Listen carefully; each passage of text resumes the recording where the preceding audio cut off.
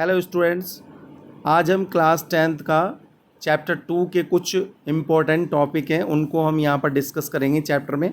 तो देखिए यहाँ पर लिखा हुआ है, फर्स्ट टॉपिक हमारा लिखा हुआ है कि chemical properties of the base की केमिकल प्रॉपर्टी, फर्स्ट टॉपिक। दूसरा टॉपिक है हमारा यूजेस ऑफ बेसिस।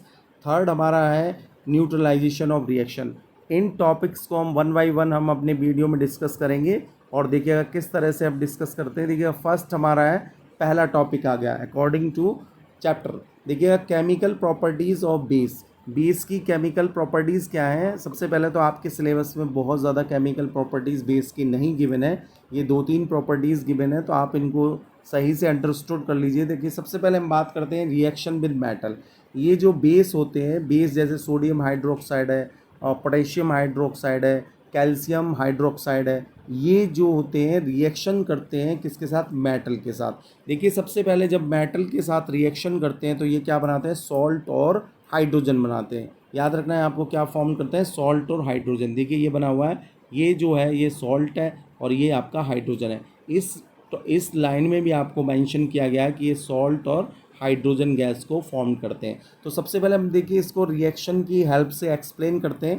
पहला देखिएगा जिंक है, Zn प्लस NaOH। NaOH क्या है? आपका बेस है। जब ये रिएक्शन करता है तो Na2ZnO2 बनाता है और इसका जो नाम होता है वो होता है सोडियम जिंकेट। याद रखिएगा, थोड़ा सा कॉम्प्लिकेटेड है। Sodium zincate Na2ZnO2, sodium zincate plus ये क्या बनाता है? H2 बनाता है। सेकंड की अगर हम बात करते हैं, आप देखेंगे एल्यूमिनियम के साथ ये रिएक्शन करता है। एल्यूमिनियम के साथ जब NaOH रिएक्शन करता है, इसमें थोड़ा सा स्मॉल अमाउंट वाटर भी होता है, तो ये आप देखिएगा क्या बनाता है? NaAlO2।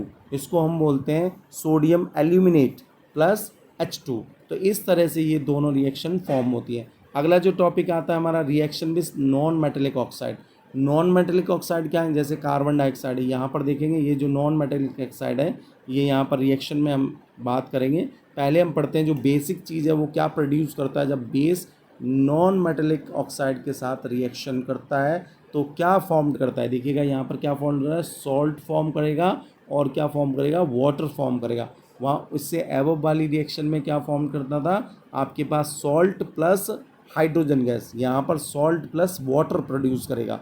देखिएगा फर्स्ट अगर हम बात करते हैं, यहाँ पर देखिएगा ये क्या है? ये हमारा जो CaOH का होल ट्वाइस है, ये हमारा क्या है? बेस है। जब इसको हम स्लेट लाइम भी बोलते हैं, जब ये कार्बन डाइऑक्साइड, ये नॉन मेटेलिक सब्सटेंस हो गया, क्या होगा? नॉन मेटेलिक ऑक्साइड हो गया। जब ये रिएक्शन करता है तो क्या बनाता है? Calcium carbonate plus H2O। ये देखिए वाटर बन गया। जो कैल्शियम कार्बोनेट है ये यहाँ पर क्या है? सॉल्ट है। दूसरा अगर हम रिएक्शन बात करते हैं, NaOH प्लस CO2, ये भी देखिएगा सोडियम कार्बोनेट बनाता है, Na2CO3 plus H2O। Na2CO3 carbonate है और ये क्या होगा? वाटर। तो ये जो कार्बोनेट है, सोडियम कार्बोनेट, ये सॉल्ट हो गया और ये क्या होगा? वाटर। तो जो अबव ये लिखा हुआ है आपका स्टेटमेंट, उसके अकॉर्डिंग ही ये रिएक्शन फॉर्म करता है। अगला देखिएगा, नेक्स्ट टॉपिक हम बात करते हैं इसमें, प्रॉपर्टीज़ ऑफ क्या?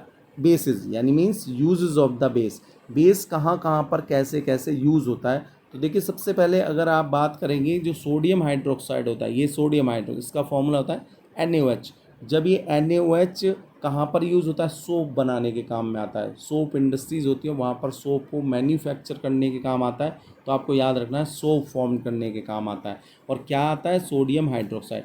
दूसरा आता है कैल्शियम हाइड्रोक्साइड, क्या करने के काम आता है? आपको ये जो पॉइंट है इनको लर्न रखना है आपको। वाइट वॉश करने के काम आता है। कौन आता है काम वाइट वॉश करने के? Calcium hydroxide. अगर हम थर्ड बात करते हैं, मैग्नीशियम हाइड्रोक्साइड। मैग्नीशियम हाइड्रोक्साइड किस में काम आता है? मेडिसिन में काम आता है। कौन सी मेडिसिन में काम आता है? जब स्टमक के अंदर, जब हम बहुत ऑयली फूड खा लेते हैं या ज़रूरत से ज़्यादा हम फूड को खा लेते हैं, वो डाइजेस्ट नहीं हो पाता, तो स्टमक के अंदर एसिड क्रिएट होने लगता है। उस एसिड को रिमूव करने के लिए हम मैग्नीशियम हाइड्रोक्साइड का यूज़ करते हैं, तो ये मेडिसिन में यूज़ होता है। अगली अगर हम बात करते हैं, अमोनियम हाइड्रोक्साइड। अमोनियम हाइड्रोक्साइड जो ग्रीस के या ऑयल के जो दाग लग जाते हैं कपड़ों पर, क्लॉथ्स पर, उसको रिमूव करने में यूज़ होता है अमोनियम हाइड्रोक्साइड। तो ये 4 इंपॉर्टेंट हमारे बेस के यूजेस थे।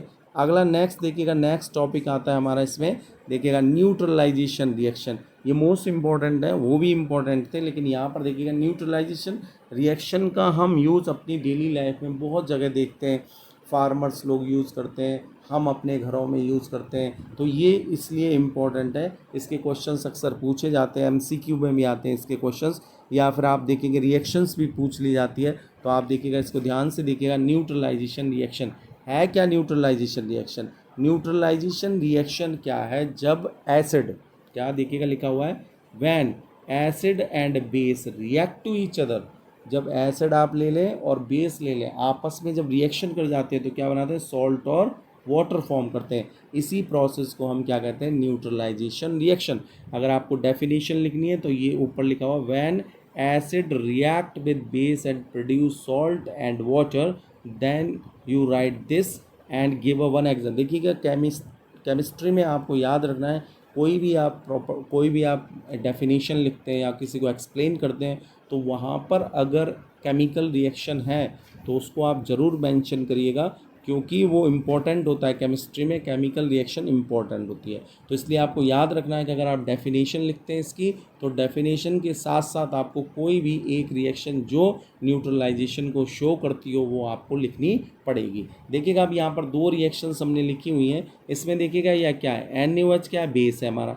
HCl क्या है? आप देखेंगे ये क्या होता है? HCl हमारा एसिड होता है। पहले भी आप पढ़ चुके हैं इसके बारे में। जब ये दोनों आपस में रिएक्शन करते हैं तो ये देखिएगा आपको साफ दिखाई दे रहा है, ये NaCl सॉल्ट बनता है और ये वाटर बनता है। ठीक है, इसी को हम न्यूट्रलाइजेशन है। अब देखिए KOH क्या होता है? Potassium hydroxide. ये भी क्या है हमारा? ये भी हमारा क्या है? ये भी हमारा क्या है? बेस है। और जब ये एसिड के साथ रिएक्शन करता है तो क्या बनाता है? K2SO4 यानी पोटेशियम सल्फेट, और वाटर बनाता है। जो पोटेशियम सल्फेट है वो भी किसका काम करता है? यहाँ पर किसका काम करता है? सॉल्ट का काम करता है। तो ये जो 2 रिएक्शन है, आप इसमें देखिएगा, अगर आप चाहें तो NaOH को H2SO4 के साथ भी रिएक्शन शो कर सकते हैं, आप KOH को HCl के साथ भी रिएक्शन शो कर सकते हैं। ठीक है, तो इस तरह से ये रिएक्शन से हम देखिए uses of the neutralisation reaction, use कहाँ कहाँ पर होता है? देखिए, फार्मर्स यूज़ करते हैं। ये आप इस फिगर में देखेंगे, ये जो फार्मर्स हैं, जब उनके फील्ड में लार्ज अमाउंट में एसिड क्रिएट हो जाता है, क्या क्रिएट हो जाता है? एसिड, जो क्रॉप्स के लिए क्या होता है? हार्मफुल होता है। तो ये टेस्ट कराते हैं, आप देखेंगे जो लेबोरेटरी होती है वहाँ पर जाकर सॉइल का टेस्ट होता है, और उस टेस्ट कराने के बाद उन्हें पता चलता है कि इसमें अमाउंट ज़्यादा है एसिड का, तो वो अपने फील्ड में किसका स्प्रे कर देते हैं? किसका स्प्रे कर देते हैं? बेस का। बेस का स्प्रे क्या होगा? क्विकलाइम का। क्विकलाइम एक बेस होता है, उसको यहाँ पर स्प्रे कर दिया जाता है, जिससे जो एसिड का जो इफ़ेक्ट होता है वो क्या हो जाता है? न्यूट्रलाइज हो जाता है, और वो सॉल्ट और वाटर में कन्वर्ट हो जाता है, जिससे वहाँ से रिड्यूस हो जाता है सॉल्ट। तो ये हुआ। दूसरा, एंटी एसिड टैबलेट बनाने में, एंटी एसिड टैबलेट आप देखेंगे, एंटी एसिड अभी ऊपर भी आपने पढ़ा है कि अगर हम ज़रूरत से ज़्यादा खा लेते हैं, या हम ऑयली चीज़ ज़्यादा खा लेते हैं, या फूड जो तली हुई चीज़ें, जैसे मार्केट में आप देखेंगे जो ऑयली सब्सटेंस होते हैं, फूड होता है, उसको हम ज़्यादा खा लेते हैं तो पेट के अंदर, स्टमक के अंदर, हमारे अंदर क्या होने लगता है? गैस बनने लगती है, और गैस के साथ साथ क्या हो जाता है? एसिड रिलीज़ होना शुरू हो जाता है लार्ज अमाउंट में, और वो एसिड क्या क्रिएट करता है? एसिडिटी क्रिएट कर देता है। तो उस एसिडिटी के, एसिड क्रिएट हो गया, अब आपको एसिड को रिड्यूस करने के लिए क्या चाहिए? बेस चाहिए। अभी आपने ऊपर पढ़ा, न्यूट्रलाइज करने के लिए बेस चाहिए। क्यों? Because when acid and base react to each other give a salt and water, तो सॉल्ट प्रोड्यूस होता है, सॉल्ट वाटर के साथ डिज़ोल्व हो जाता है और बॉडी से बाहर हो जाता है। ठीक है, तो इसलिए हम इसको किस में यूज़ करते हैं? एंटी एसिड टैबलेट बनाने में भी यूज़। जैसे आप इनो देखेंगे, पुदीना आता है, या सोडा जी आता है, बहुत सारे मार्केट के अंदर टैबलेट्स मिलती हैं, पाउडर के रूप में मिलता है, जिनको हम यूज़ कर सकते हैं। तो देखिए लिखा हुआ है, anti acid tablet contain base such as magnesium carbonate use to neutralise the extra acid in stomach. जो एक्स्ट्रा एसिड हमारे स्टमक के अंदर बना है उसको रिड्यूस करने के काम आता है। तो इस वीडियो में यहीं तक। बाकी का अगर आपको वीडियो अच्छी लगती है तो प्लीज़ सब्सक्राइब करें और शेयर करें, लाइक करें, और अपने दोस्तों को ज़रूर लाइक करें, जिससे फ्रेंड्स को, जिससे उनको भी थोड़ा सा टॉपिक समझ आए और उनकी कुछ हेल्प हो सके। Okay, bye, thank you.